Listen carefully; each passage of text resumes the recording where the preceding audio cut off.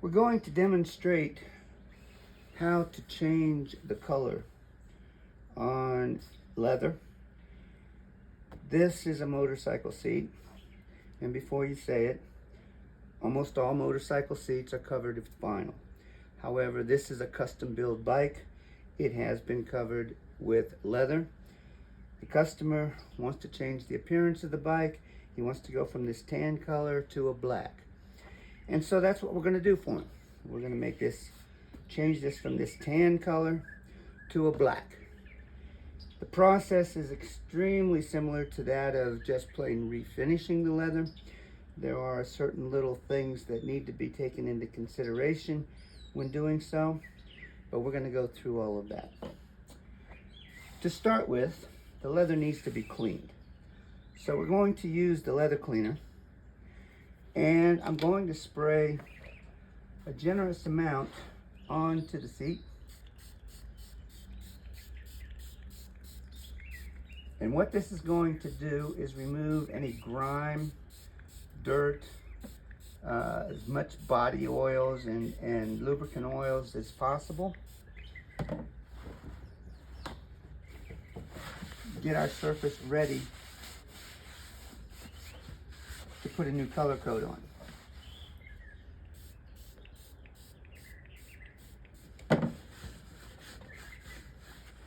Doesn't take a lot of scrubbing. The cleaner does the majority of the work, so the agitation from the cloth just kind of works that into the leather, making it break that material loose. I'm just using a paper towel. You can use pretty much whatever you want to use, a microfiber towel, soft terry cloth. The object is we don't want to over soak or heavily wet the leather. This is just a surface cleaning, and so there's no need for a tremendous amount of cleaner to be used in this process.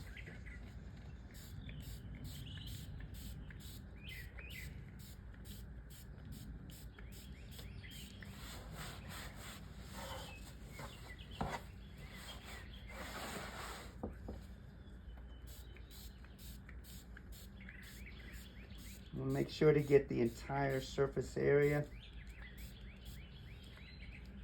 Get as much of that material off as we possibly can. It'll also give us a chance to more closely inspect the finish to make sure that there's no areas that may need some attention as far as repairs are concerned. There's a little bit of gunk right there that needs to come off.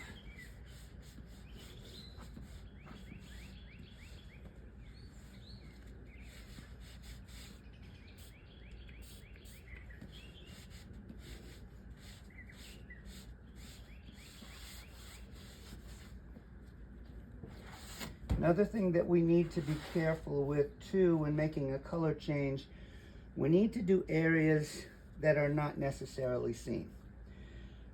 This is important because, especially if doing furniture, cushions will spread apart when they're sat on. If we didn't get the color down in between those cushions, it will show, and you'll see the major color difference. So we want to make sure to get everything that could possibly be visible covered. So we're going to do the same thing back here. Let's clean all of this.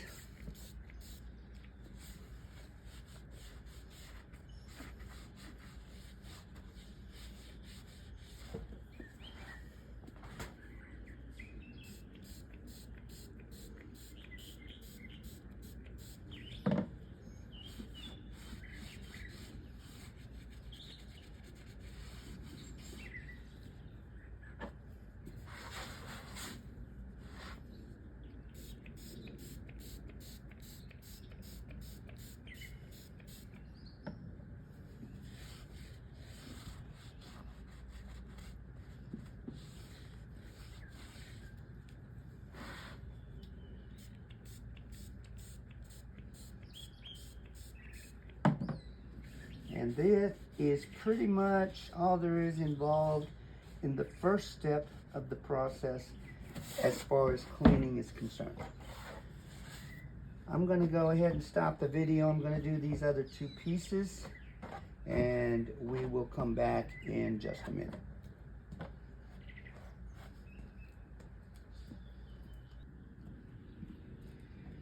After allowing the pieces to completely dry, the next step of the process, we're going to lightly sand on the surface of this leather. This sanding action, it's going to do a couple of things. First of all, it's going to break open that existing finish, causing the color coat material that we put on to be more deeply absorbed into the leather, making it a very permanent finish. Second thing it's going to do, if there is any loose flaking material or some minor surface scratches or scuffs, this sanding action will actually take that out and remove it. A lot of times you'll find on older leather that you're trying to refinish, it will have some flaking of the existing finish. That flaking can cause issues if it is not dealt with in the early stages of the prep work. If it's flaking from the leather, if you put color coat on top of it, it's just going to continue flaking, and the new color coat's going to come right off with it. Now, I'm not pressing hard. I don't want to sand the leather to where it becomes suede. I'm not trying to take the entire finish off of the leather. I'm only trying to scuff it, just get it broke open.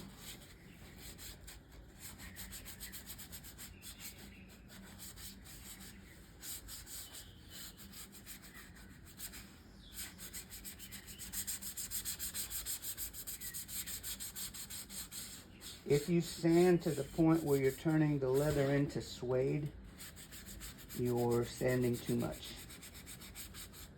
So kind of back off on the sanding a little bit. One thing you do want to be careful of is stitching. We don't want to sand into the stitching. If you sand into the stitching, it'll actually fray it, and it will cause little fibers to stand up, so that when you apply the new color coat, it'll show up really bad. So stay away from the stitching as much as possible.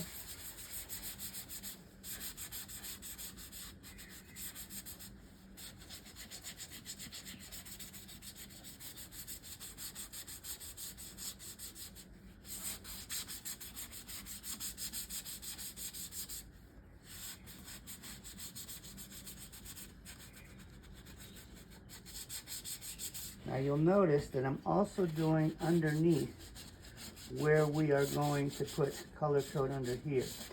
Same reason. I want that color coat to be absorbed into the leather, making it permanent.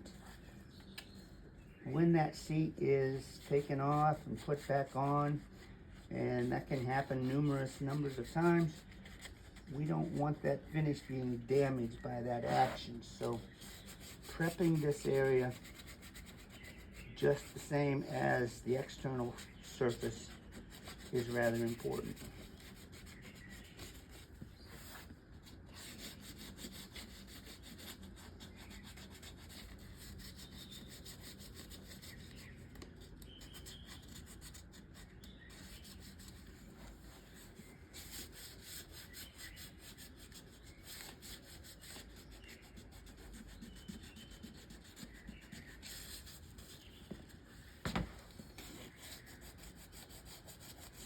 Again, it does not take a great deal of sanding. I'm merely trying to scuff the surface. We have one final step in the prepping process, and that's going to take care of anything else that we need to worry about.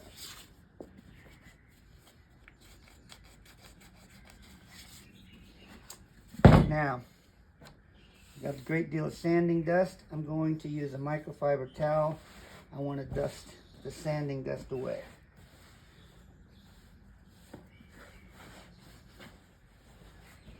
And as you can see, we've made a great deal of difference in the appearance of the seat. You can tell that the surface has greatly been broken and is ready to accept a new color finish. I'm going to stop the video at this point, and I'm going to go ahead and finish these two pieces.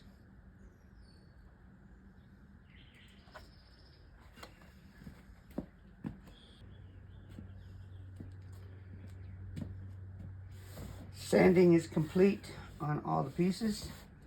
Now we move on to the final prep stage of the project. I'm going to grab my paper towels again. And this time we're going to use leather prep. Now leather prep is going to further etch that finish that we just opened up with the sandpaper. But it's going to do far more than that. It's actually going to open the pores of that leather so that the new color finish that we put on will become very permanently embedded into that leather. Opens it up, makes it receptive to the new finish.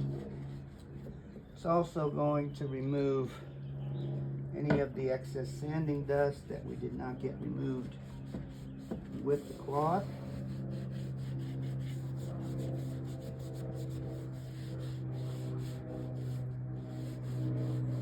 And we want to be rather generous with the leather prep.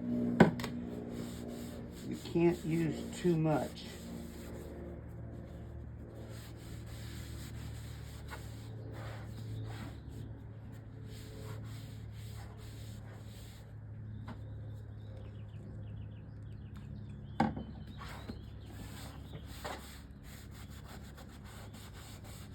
Make sure we get everywhere that we're going to put color coat on.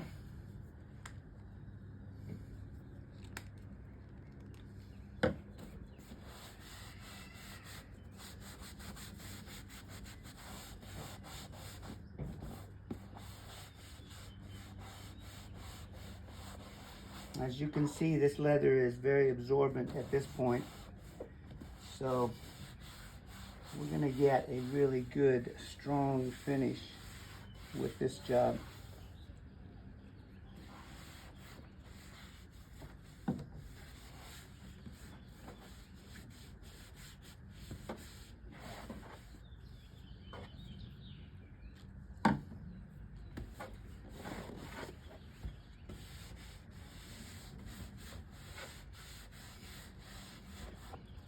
Make sure to get down in towards the seam areas.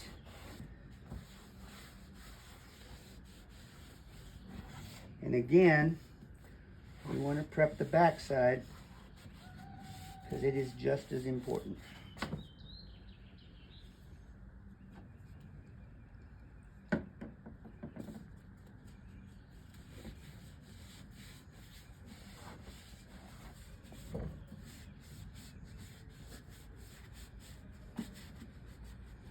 When you get into creases such as this, you have to pay a little bit more attention. Make sure you get down in those creases really well.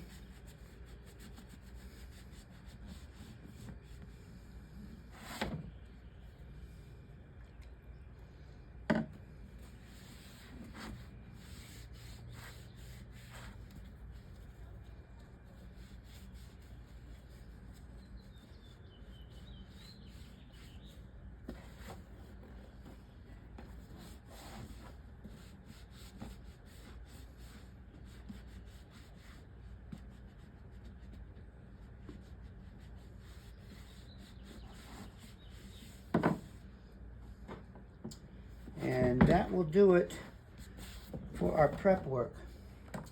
Now, make certain before you proceed that this surface of the leather is completely dry. You can tell by looking, there's still some wet spots because it's visually darker in certain spots. That all needs to be dry. The process can be speeded up using a hair dryer. Takes a great deal of time off the job. Leaving it dry on its own is not a problem. Just make certain that it's dry. I'm going to go ahead and finish the other two pieces, and then we'll come back.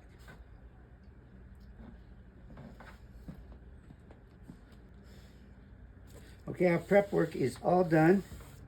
Everything is completely dry. We're ready to proceed with the actual coloring part.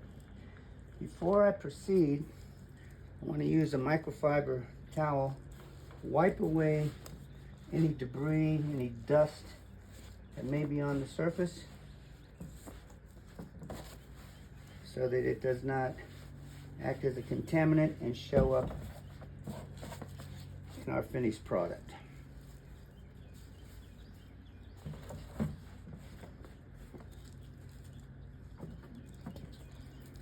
Now, the color coat that we're going to use is a water-based polyurethane. Excellent for leather. It is very highly compatible. The longest lasting material you will find as a leather dye. One thing that I'm going to do that is not necessary, but because this is a motorcycle and it's going to be subject to some extreme conditions, weather, use and so forth, I want to give the customer just a little bit of insurance policy. So I'm going to use a product called Crosslinker. This is a product that we have, and basically what it does is it makes our color coat extremely tough, impervious to just about anything. I'm going to add about 3 to 5% to my color. I'm going to shake it up very well. Using gloves with this is imperative because it will not come off of your hands anytime soon once it's on there. So gloves protect you a great deal. Shake that up. We shake it to make sure that the pigments are all stirred up from the bottom and that the Crosslinker is mixed in well. In ordinary circumstances, the vast majority of color coats and leather finishes will not require the Crosslinker, but I just want to put it on here for my customer. First coat, always wipe on. You put it on very light and thin.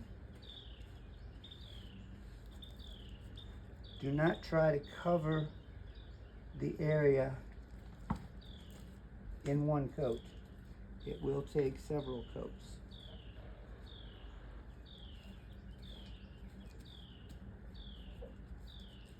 Just work it in, wipe it in. That little bit of wiping action is actually going to help to force that material deeper into the leather, causing it to become much more embedded, making it very permanent.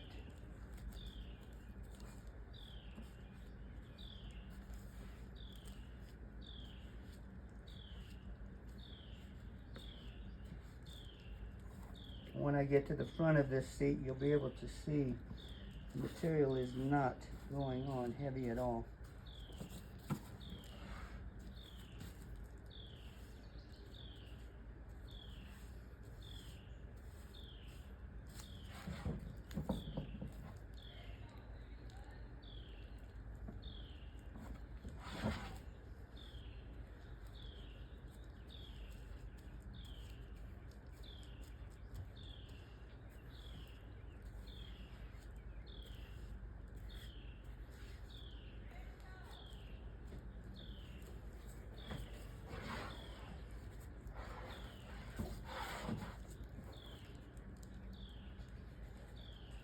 We use a little foam applicator sponge. It's a high density foam material. Does an excellent job spreading the material. Easy to work with.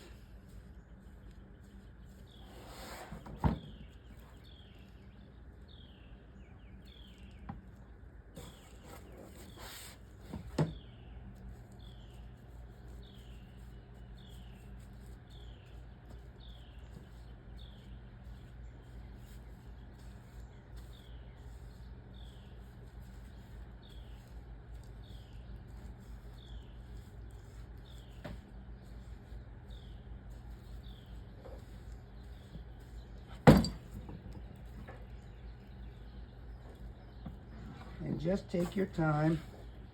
You don't need to get in a hurry. The only drawback to using the cross linker, actually there's two drawbacks. First of all, it shortens the pot life of the colorant material. You'll end up having about 6 hours of pot life, which means that after 6 hours, the color coat material is going to turn to a gel and become unusable. So only mix it to what you are immediately going to use. Second thing, it tends to cause the color coat material to get just a little bit stiffer, which is why it's not really practical for use on ordinary situations. It isn't an extreme difference, but it is a slight difference. In this situation, it's not going to make any difference whatsoever.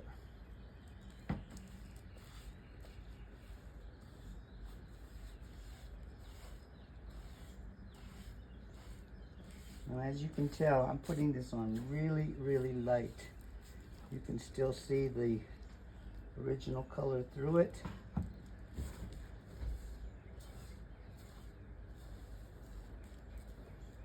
But I'm getting everything covered well.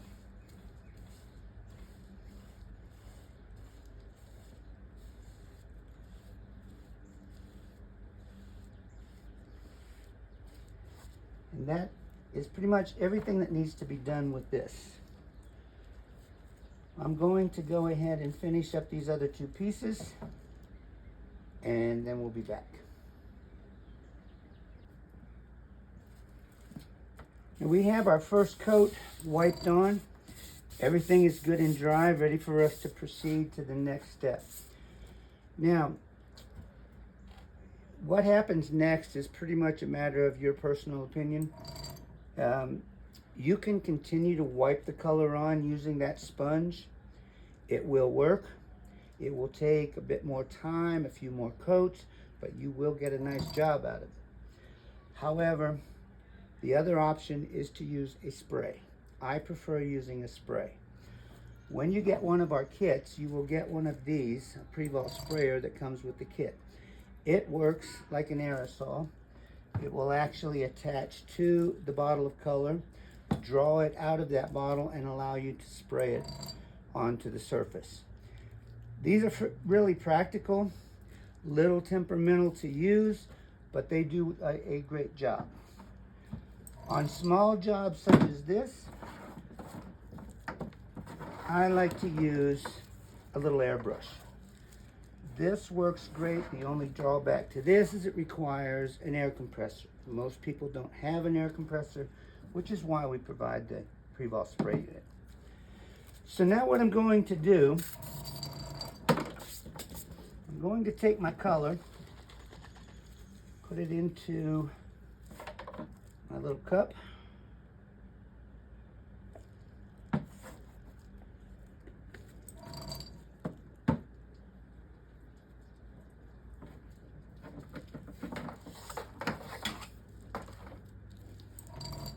Attach my little airbrush. These airbrushes, by the way, you can obtain them. You can get them from Amazon. A lot of the tool stores will have them. They do a great little job. And what you want to do is just spray a light, fine mist over the surface of the leather. You want to keep it rather light and thin. You don't want to overload it. Don't try to cover it up in one coat.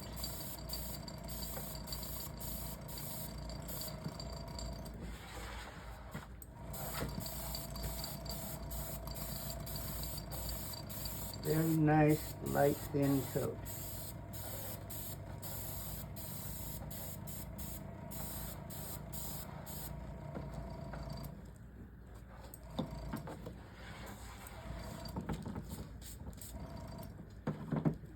around. Keep the gun moving as you're spraying. Don't let it overload in any one area.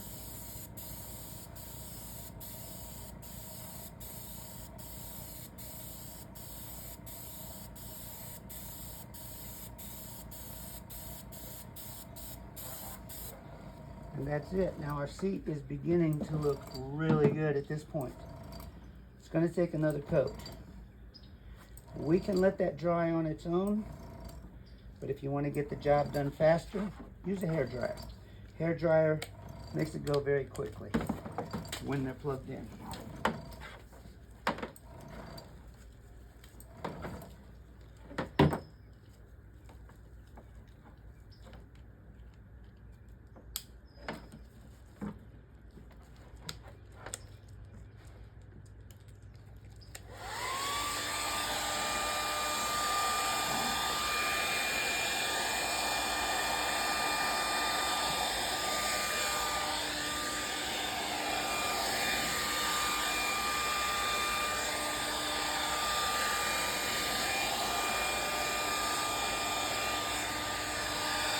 With the hair dryer, the material will dry in just a couple of minutes.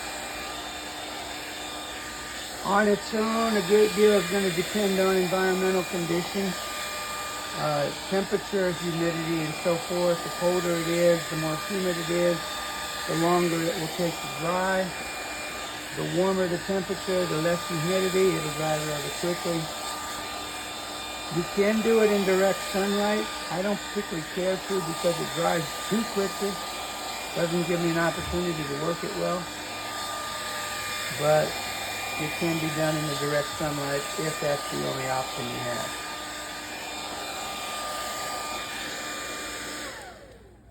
This is dry. And I'm going to put another coat on.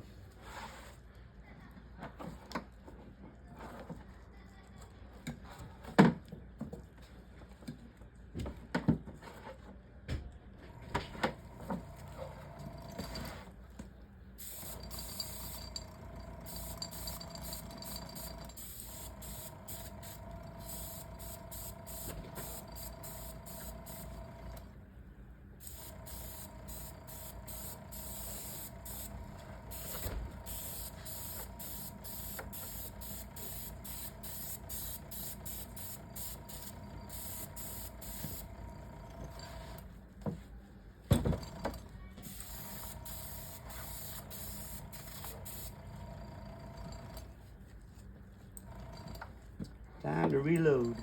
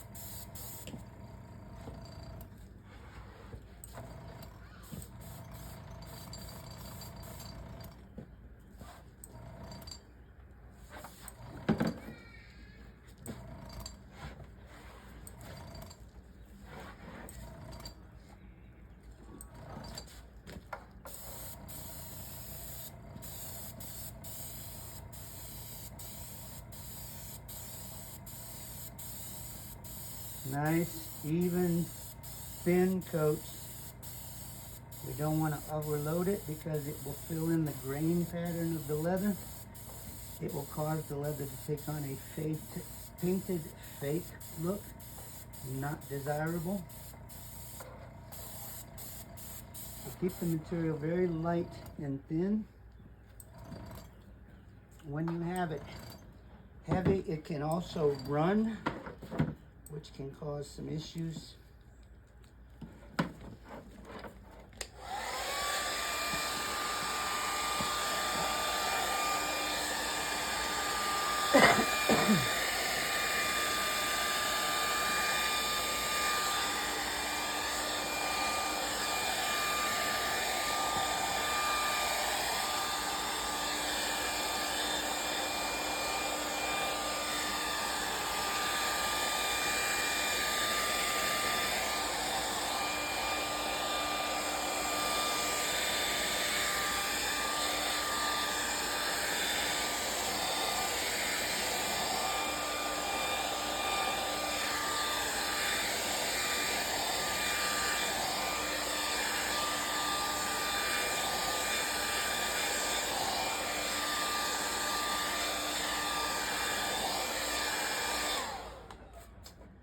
And that is pretty much done.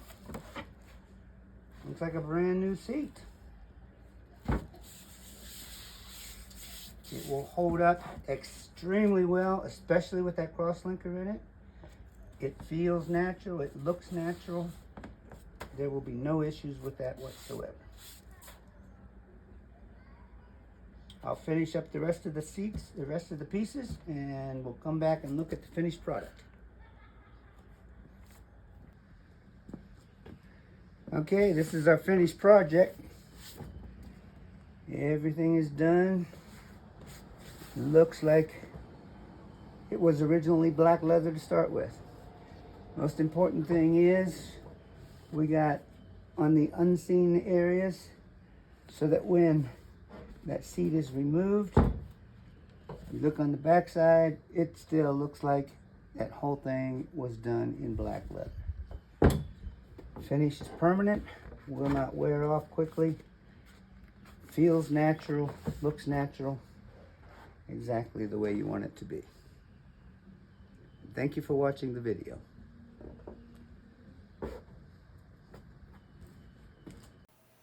Using this process, any color change can be accomplished regardless of the differences between the two colors.